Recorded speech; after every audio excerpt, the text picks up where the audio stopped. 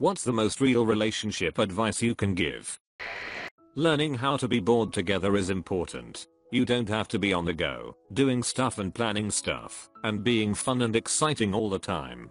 It's okay to just sit around and not do anything, and not talk to each other. It's not unhealthy, I promise. In an ideal relationship, the contributions are 60-40, where both partners are the one trying to give 60%. Don't expect the other person to be able to read your mind. Be a team, not opponents. Everybody farts at some point. When you disagree, remember that you're on the same team. You're supposed to fight a problem, not the other person. Always be mindful and thoughtful to that person's love map.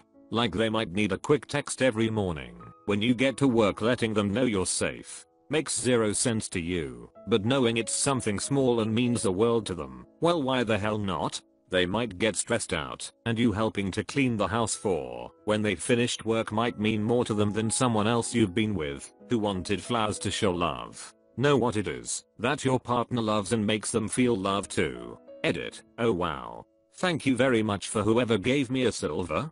Thank you. Thank you.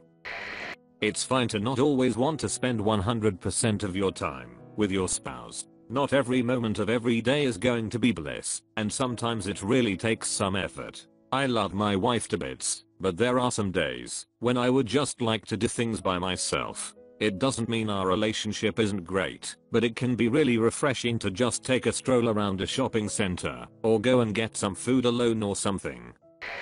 There's a reason it's called the honeymoon phase, and eventually you won't have as much to talk about other than how the day went, or might not always feel those butterflies in your stomach when you think about them. That's when it becomes a test in the relationship, and you both have to work on it to make it work. You will get into fights, but learn to get over them, or I doubt it'll last. Resentment can kill feelings for someone. Edit. I wanted to add, I'm not a love or relationship expert by any means. I just going off of things I've seen and gone through with my own husband, so RIP my inbox. I also wanted to say thank you for my first ever silver and first ever gold. That was unexpected, and I really appreciate it. Listen to them. Communicate with them. Compromise sometimes. Them regularly. Your spouse isn't going to be perfect. You're not going to be perfect. There will be mistakes and misunderstandings. What really matters in a relationship is not being perfect, but how you handle the imperfections of yourself and your spouse in a respectful, reasonable way. Edit. Wow, my first gold. And it wasn't even on a comment about. Thank you, kind stranger. Guy here. This probably sounds simple, but here's what I've learned. Know yourself, where you're at in life. If you're in a storm, legal, money, drugs, and alcohol, legal, you're probably not ready for anything serious. Clean up your act first. Be honest. No matter how uppies, if you want to move forward in a serious way, all the cards got to be on the table. Take it slow, get to know each other, but in the end no secrets. There is some that is nobody's business, but I ain't talking about that. Know her, what she's been through, and what she wants out of life. You both need to be pretty much on board. You need to be heading for the same thing.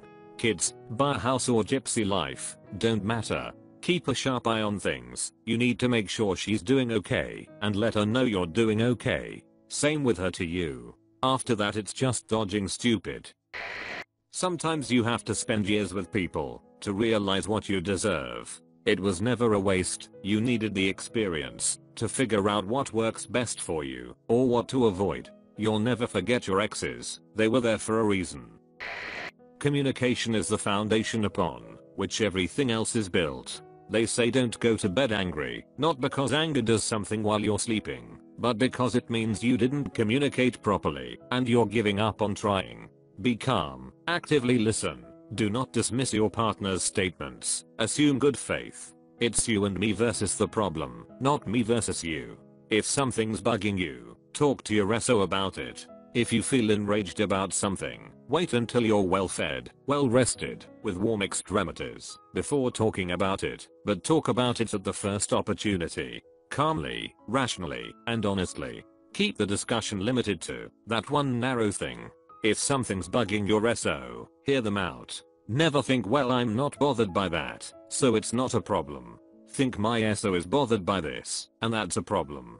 If you think the concern is unreasonable, frame the discussion as solving the problem of your SO as being unhappy. The worst fights and arguments happen over trivial things, because it's not the trivial thing that's actually causing the problem. It's probably a series of things, or a general lack of satisfaction, and the toothpaste cap being left off is just the instigator of the fight. If you communicate often and openly, these things will not fester, they won't pile up, and you won't get into such fights.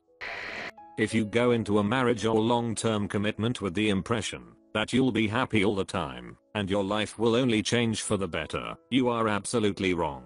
Be realistic that there will be days you won't be able to stand each other, your lives may absolutely hit rough patches, and you will not agree on how or why that situation occurred, or even how to get out of it, and the like. Go on holiday together, if you can agree on food, sleep soundly, compromise on activities, and do your own thing one of the days, and not get mad at each other, you stand a good chance of lasting a while. I love my boyfriend to bits and miss him a lot. We don't live together yet, but boy do I like sleeping on my own in bed sometimes. Space is healthy. Just because you're in a relationship doesn't mean you have to live in each other's pockets. You have to be honest with them, especially when it's hard to do. Me and my boyfriend get uncomfortably real with each other sometimes, and something we have both learned is to listen to criticism without getting defensive. And when giving criticism, we don't attack each other, no matter how angry or sad we are at each other. I've had him call me out for certain behaviors that nobody has ever called me out on, and I've done the same for him. We are both better people for it, because when we get it all out on the table, we have no choice but to work on ourselves. Character is action. Deep character is how a person behaves under stress. An instructor told me this in a writing seminar, but it's a great real-life observation about relationships. If you have someone who keeps focused and cool under pressure, value that individual. It's a magnificent character trait. If you're together with someone who rages at minor inconveniences and finds scapegoats instead of solutions, that's a person of weak character.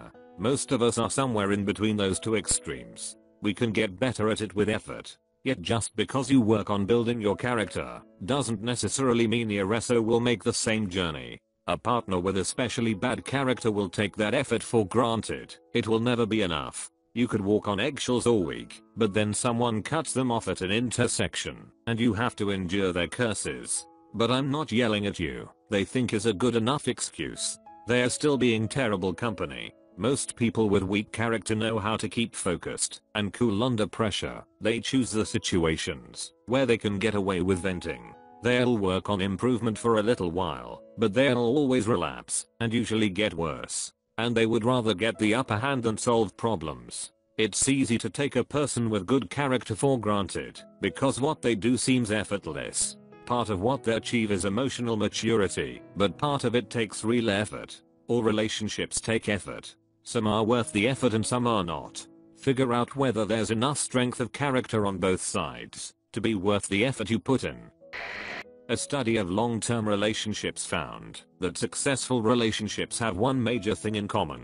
The spouses are verbally supportive of each other's interests and thoughts.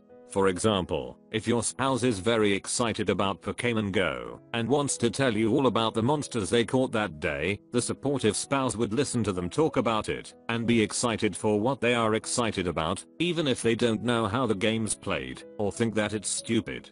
The couple that's going to divorce, that other spouse would say I don't care, that game is for kids, or be generally dismissive of the conversation and change topics. Support what they are excited about as much as you can. Even if it's just listening with a smile on your face while you do a shopping list in your head.